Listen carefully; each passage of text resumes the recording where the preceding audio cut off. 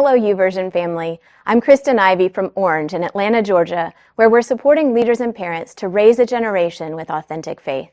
And I'm here with the verse of the day. We're reading Ephesians 5:1, which reads, "Follow God's example, therefore, as dearly loved children."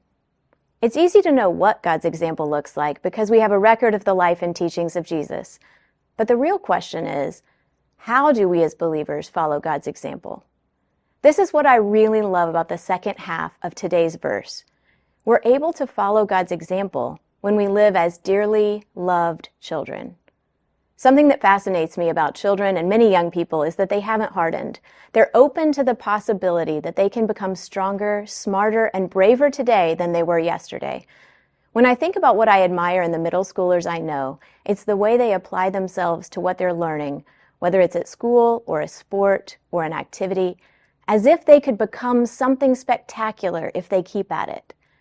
There's something about youthfulness that approaches each day as an opportunity, knowing it's okay to follow someone great or imitate the master of a craft or study someone knowledgeable when you're on your way to becoming.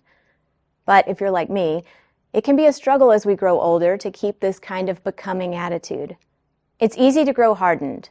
Somehow we convince ourselves that once we're grown, we just are. But what if we remained like children? And more than that, what if we remained like children who knew without a doubt that we are deeply loved? That's my prayer for you today, that you'll go through your day so continually aware of how deeply you're loved that you're able to approach the day with the openness of a child. Take a minute today to pause. Fill your mind with this truth, that God knows you and God loves you.